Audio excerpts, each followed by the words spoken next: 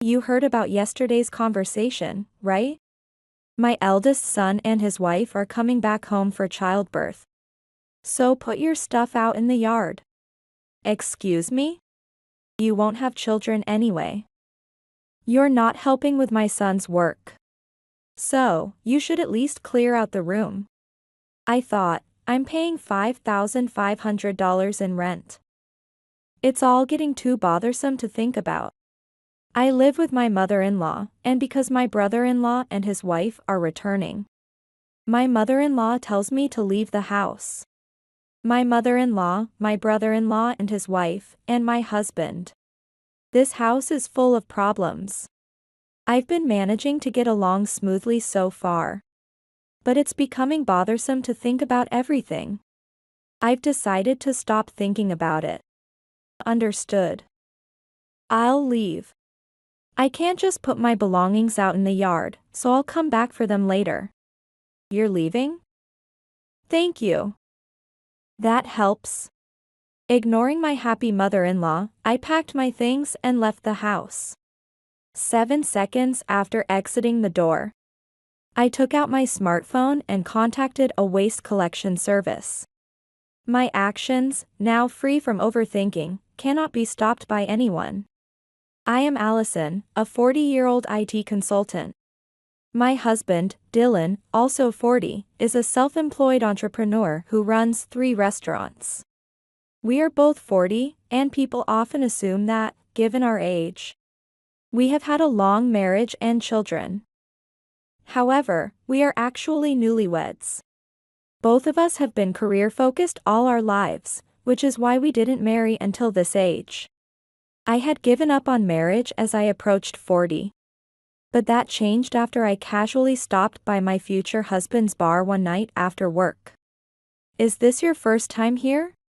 Yes, it is. I've been curious about this place for a while because it looks stylish. But it's hard to enter alone. However, after working hard today, I treated myself and finally decided to come in. I was relieved to see there was a counter where I could sit comfortably by myself. We have many women who come here alone, so feel free to come by any time. Sitting at the end of the counter, my husband engaged me with a smile. I knew he was just trying to capture a new customer. However, being almost 40 and lacking acquaintances to casually dine with, even knowing it was just customer service, I was pleased by his approach. As I started to feel comfortable in my husband's restaurant, I began visiting frequently. As a regular, it became normal for me to sit at the end of the counter, and for my husband to talk to me while I ate. What exactly does an IT consultant do? We introduce IT to companies, plan strategies, and I've even worked with restaurants.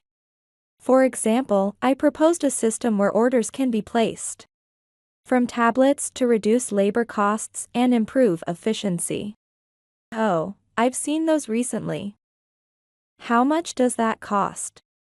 Well, for a place this size, about this much. No way, that's impossible. I definitely can't afford that in a small private business. When I punched the numbers into my smartphone's calculator and showed him the screen, he vigorously shook his head and hands. Dylan, curious and eager, always jumps at new information during our conversations, looking to apply it in his own work. While our conversations seemed casual, my husband was genuinely dedicated to his work, and I gradually became attracted to him. Likewise, he appreciated that I was a hardworking person. I'm always busy with work and can't chat for long. So why don't we go out to eat together sometime? Eagerly agreeing to an invitation to dine with a restaurant owner, I was thrilled. I was excited to be invited by my husband, but at nearly 40, it felt embarrassing to admit such girlish emotions, so I kept it to myself. Not just once, my husband continued to invite me out for meals occasionally. As adults, frequent dining naturally leads to romance. After dating for 2 years, we married when we both turned 40. Embarrassed to be a bride at 40. I asked my husband to skip a wedding ceremony and only have a photo wedding. After the marriage, I moved from my single apartment to my husband's house. His house is a 3-story residence with a garden and parking, located in a high-end area. The rent is apparently $5,500. He lived there with his mother, Kelly. Some might think it's unbelievable to live with a mother-in-law right after getting married. But at 40, I don't mind much. Moreover, Kelly is 70, and my father-in-law has already passed away. So living together seemed necessary. Therefore, when my husband suggested living with his mother, I immediately agreed. However, once we started living together, I regretted accepting his proposal so quickly. Once I moved into my husband's house, in addition to our bedroom, I was even given a room for my work. The house was too large for just the two of them, there were plenty of spare rooms. As I settled into the new home, I asked my husband a naive question. Why do you need such a big house just for the two of you? Did I tell you I have an older brother? After graduating from college, he left home and we've barely heard from him. He doesn't come home, and we don't hear from him for years. He seems to move around a lot. Maybe he'll run into trouble and come back to live with Mom and me. That's why I rented a slightly bigger house. It might be a bit too big, but well, it worked out since you came along after we got married, right? As my husband unpacked books from my boxes and arranged them on the shelf, he laughed and shared the story of his brother, Sam. According to him, Sam wasn't doing well in his jobs and moved around a lot. But my husband didn't seem to think badly of him. Don't talk about that boy. What will we do if he really comes back? Standing at the entrance to what would be my workroom, it seemed Kelly disliked her eldest son, unlike my husband. From the perspective of a mother, it is not difficult to understand why Kelly shows a cold response to Sam, her eldest son, for neglecting his responsibilities. However, I worry that Dylan, who does not think poorly of his brother, might eventually clash with me over Sam. Besides, I don't like you either. Come on, Mom. We're going to live together, so please stop saying things like that. I'm not telling you to leave. But these things need to be said up front, don't they? Kelly walked away, her slippers clattering. Sorry about that. I'll make sure to talk to her. It's okay. She said something similar when we got married. I'll build my relationship with your mother as we live together. I took a book from Dylan's stationery hand and placed it on the shelf. Kelly seems to dislike my age. I'm 40, so it's not impossible for me to have children, but I admit it might be difficult. Moreover, Sam, the eldest son, isn't married and doesn't have children. Therefore, it's likely that Kelly won't see her grandchildren if things stay this way. She's disappointed because she thinks Dylan should have married someone younger. To Kelly, Sam, who doesn't fulfill his role as the eldest son, and I, who can't fulfill my role as a wife, must seem similar. While I understand her feelings, my body won't become younger. So there's nothing I can do about that. Once the move was complete and our married life truly began, Kelly openly gave me the cold shoulder. She ignored me when I spoke and tried to interact with me as little as possible. It's a bit lonely, but since I haven't faced any harassment or violence, I suppose it could be worse. Our relationship with Kelly will take time to build. For now, Dylan is a more pressing concern, and I am worried. Is work going okay for you? No, it's pretty bad. I need to act quickly. It's also difficult to arrange the finances. After dinner, Dylan sat at the dining table, his head in his hands. I stopped washing the dishes and sat down across from him to listen. Given the times, prices are soaring, expenses are climbing, and customers are tightening their belts. There's no end in sight to this situation. If it continues like this, I might have to close another store. A year into our marriage, the situation at Dylan's restaurants worsened. One of the 3 stores had already closed, and it seemed another might soon follow. Seeing Dylan's pained expression made me feel distressed too. However, it seemed Kelly was not affected by any of this. It's your fault for not helping out at the store. You focus only on your work instead of supporting your own husband. Can you really say you're fulfilling your role as a wife? It seemed our conversation was overheard by Kelly, who was in the next room. Sitting on the sofa, she shouted her thoughts at me. I wondered what she was thinking in such a tough time for Dylan. But she had her own way of seeing things. Dylan has been running his own business for nearly 10 years. Overcoming various hardships. I believe he'll manage this time too. You shouldn't look so worried, you're only making him more anxious. Are you trying to make him fail? That's terrible of you. Kelly yelled from the living room to the dining room again. Her words were laced with barbs aimed at me. I knew she wasn't just trying to motivate me. However, what she said wasn't wrong.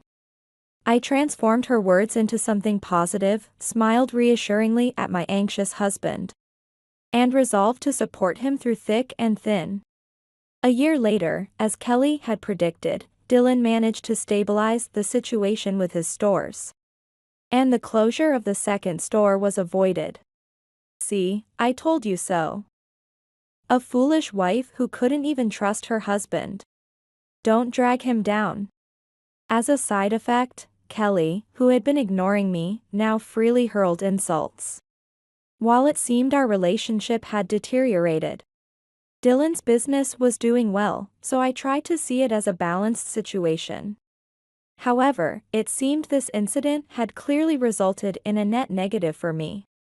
With the store's finances stabilizing and money becoming somewhat more plentiful, Dylan apparently started getting carried away, and I began hearing rumors of his infidelity. What is he thinking? If he has money, there are surely better ways to use it. And, strangely, when things start to go wrong, they seem to pile on. Having seen Dylan's business revenues drop before, I knew this pattern well. Yet, I never thought it would apply to my personal life too. Dylan. There was a call from Sam. From my brother? Yes. Apparently, the woman Sam is dating is pregnant. That's great news. She's a 32-year-old who worked with him at the same bar. And, well, he has something he wants to discuss with you. What? Why so formal all of a sudden? Sam is a part-timer, and his girlfriend, who's pregnant and planning to marry him, is also a part-timer. So, with a baby on the way, it seems they are going to have a tough time. They asked if they could come live in this house. Also, they were wondering if you could give them jobs at your store. Dylan was watching TV alone on the living room sofa. And I watched him from the dining room, wondering how to confront him about the affair. Then Kelly entered the living room and began speaking to Dylan. Their conversation was about Sam, whom I had never met, leaving me completely out of the loop as they quickly engaged in deep discussion. It's a strangely dissonant scene, indeed. Despite her previous disdain, Kelly was now pleading with Dylan to welcome Sam. The reason was simple: a grandchild. She had resigned herself to never seeing her grandchild's face. But now that it was a possibility, she had completely changed her tune. Not only that, but she intended to welcome him with great conditions, allowing him to live in our house and even work at Dylan's restaurant. Although Dylan had no ill feelings towards his brother, and renting this large house had been for such a time, the situation had changed.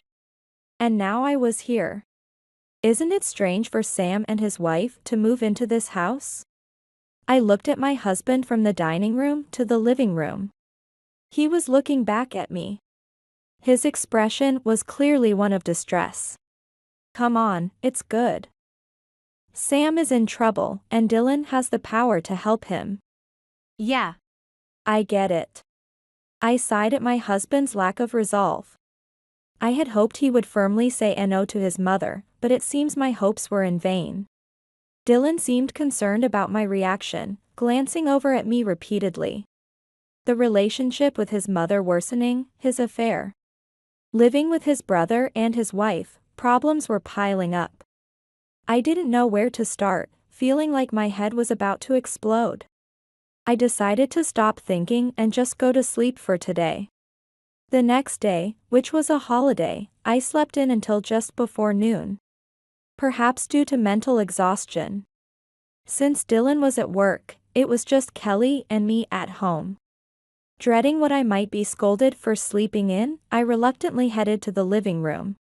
You slept quite late. Must be nice. Bracing myself for her to nag about not fulfilling my duties as a daughter-in-law, I tensed up. But the words that came out of her mouth easily surpassed my imagination. You heard about yesterday's conversation, right?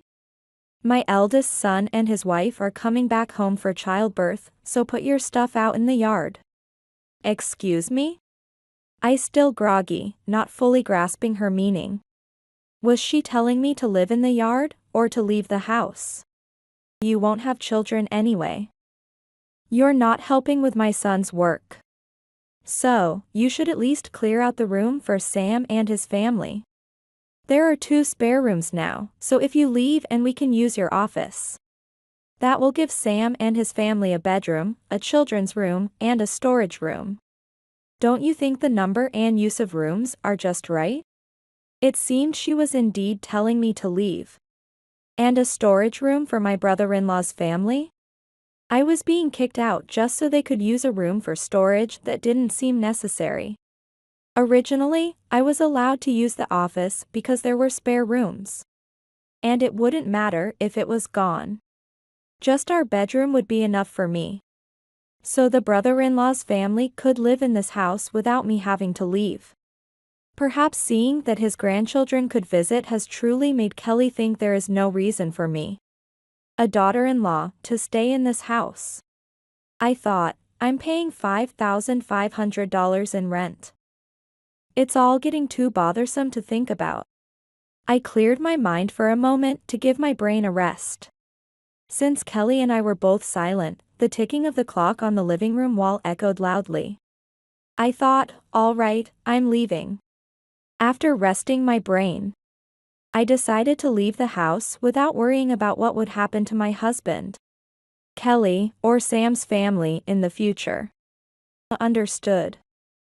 I'll leave. I can't just put my belongings out in the yard. So I'll come back for them later. You're leaving? Thank you. That helps. Ignoring my delighted mother-in-law, I packed my belongings and left the house. 7 seconds after exiting the door, I took out my smartphone and contacted a waste collection service. My decision to stop thinking was unstoppable. Everyone might regret this decision later. After leaving the house, I decided to stay at a hotel for the time being. I had contacted the waste collection service, but it seemed some preparation was needed.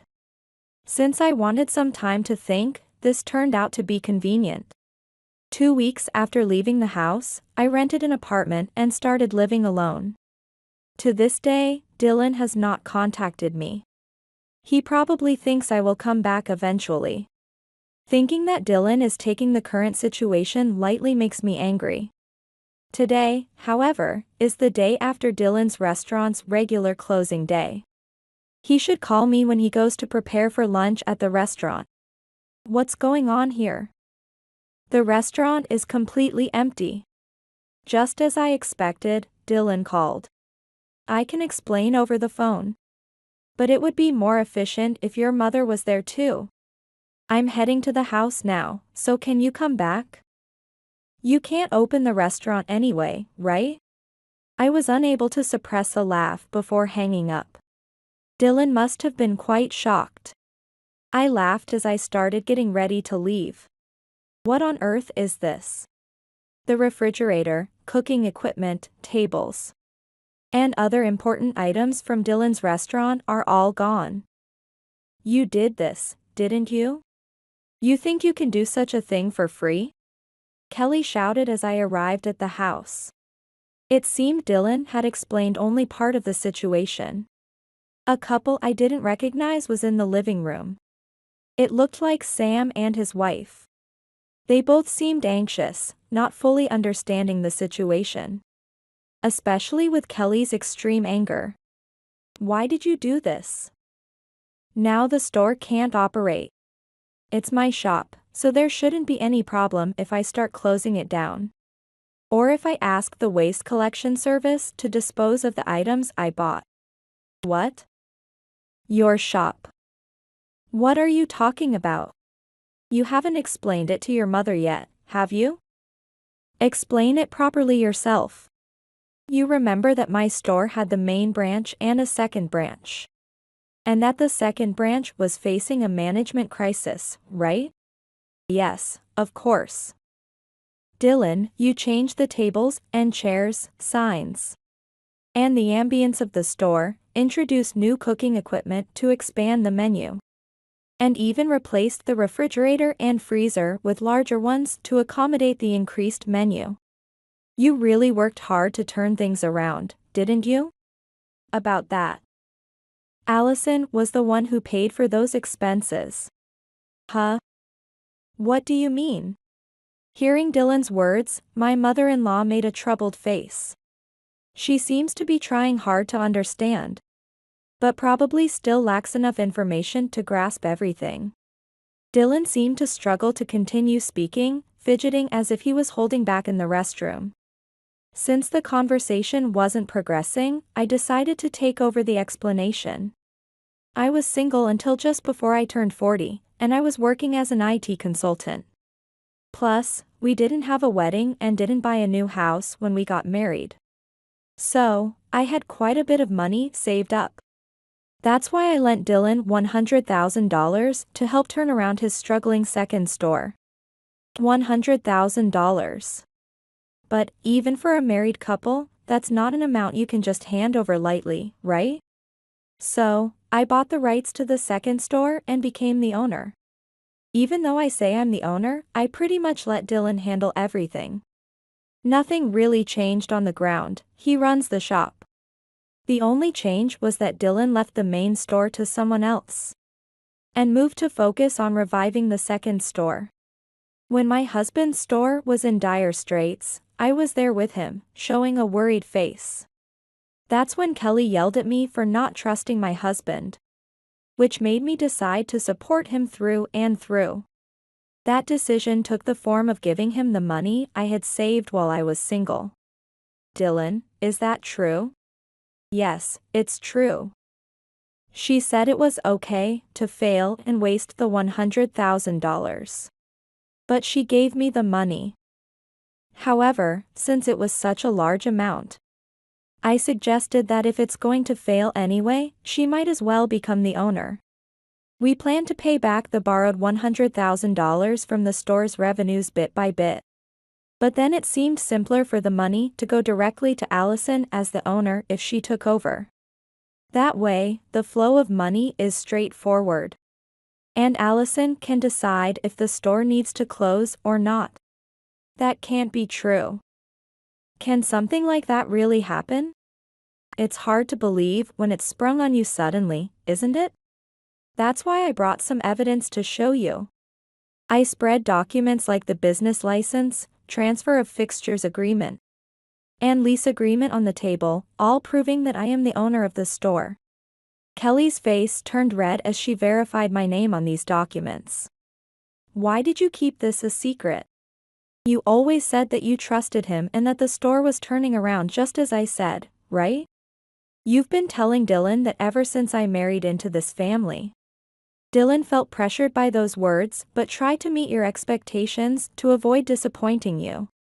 You tend to take a very cold attitude towards people who don't fulfill their roles. Like me or your other son, right? That's why Dylan couldn't tell you about the large sum he borrowed from me.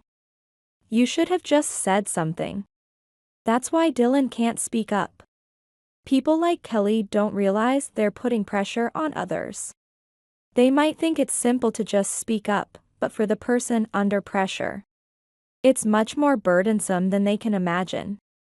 And while saying they should speak up, if they actually did, you would just end up disappointed and start complaining. It's crucial not to break Dylan's spirit with heckling from Kelly now that the store is on the mend. That's why I also kept quiet without saying anything. But when it came to the brother-in-law's family coming back, I really wished he had said no. Probably, Kelly told Dylan that he had the power to help his brother's family. And he thought it was related to work in his head. Mom, Allison, I'm sorry. This whole thing is because of my half-hearted attitude. If I had been more decisive from the start, we wouldn't have needed to rely on Allison's money. And if I weren't so mentally weak, I could have told you the truth. If Allison wants to close the shop, then there's no helping it. But what about the part-time workers? Don't worry, I've already informed everyone that the shop is closing in the next 2 weeks. And they've all understood. For those interested, I've arranged part-time jobs in other restaurants through my IT consulting connections. That's good. That was my only concern. So everyone was in on making me see an empty shop as a surprise. And kept the closure secret from me? Dylan. I'm sorry. I've been pushing you too hard. And Allison, I'm sorry for everything up to now. I won't tell you to leave anymore. Dylan and Kelly began to apologize, making it seem as if everything was being smoothly resolved. But I am far from convinced, and there's still more to discuss. Let's settle this matter next. What? A divorce paper? I placed the divorce papers on the table, and Dylan picked them up with wide eyes. What does this mean? Why a divorce?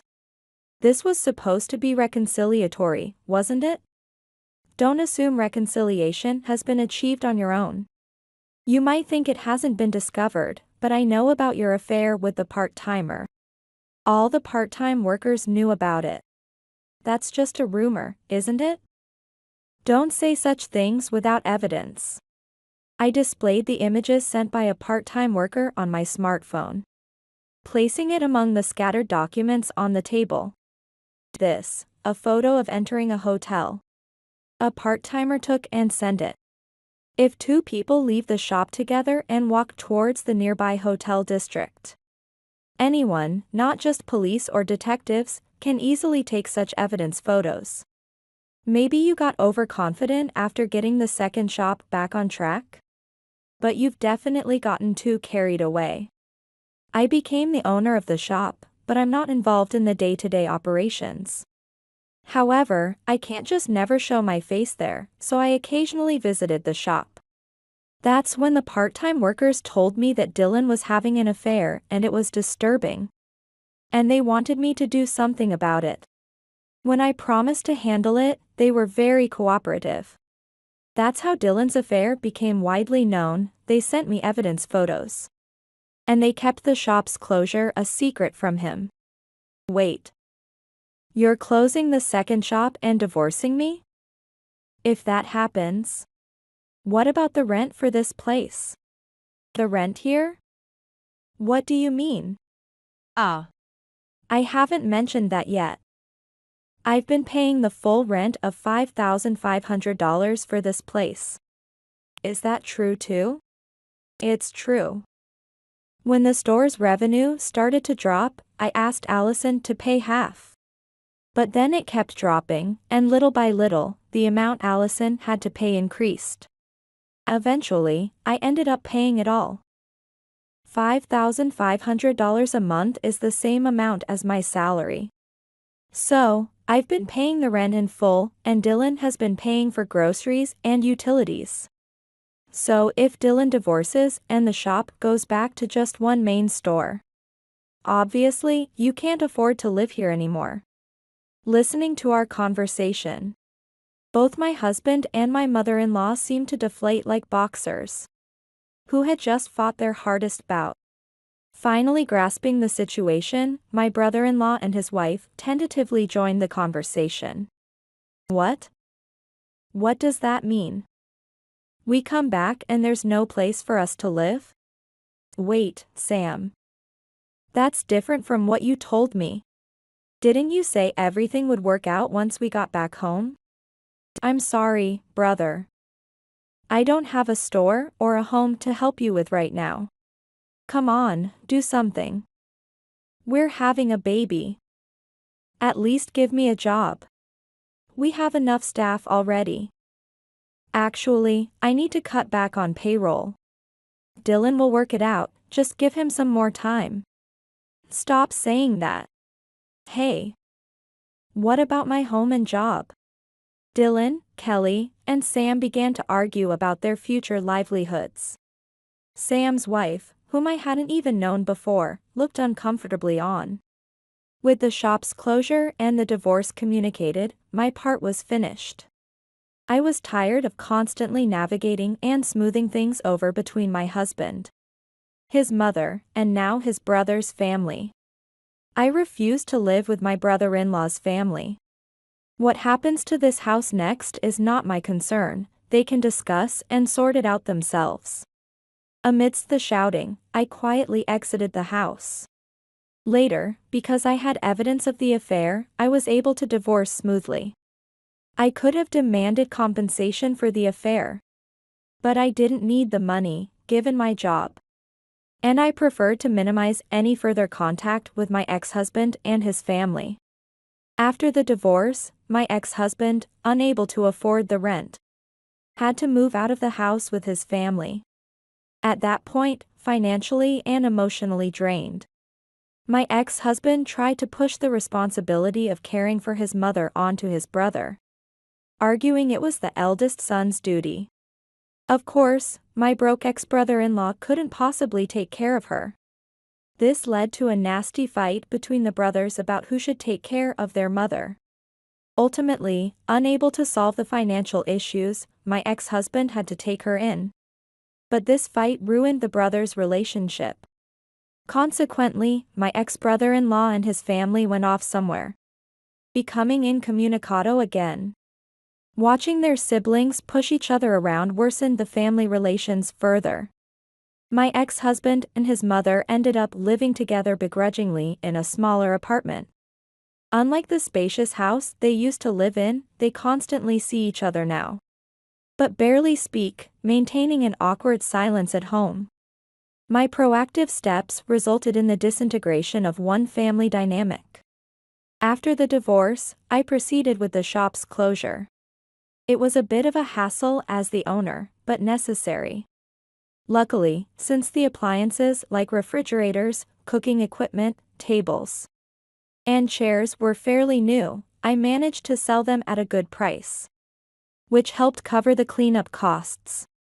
Though my time as a restaurant owner was brief, and the experience of closing the shop was new, it will undoubtedly be beneficial for my IT consulting work in the future. It seems that work is a better fit for me than marriage. With this confidence, I continue to dedicate myself to my job every day.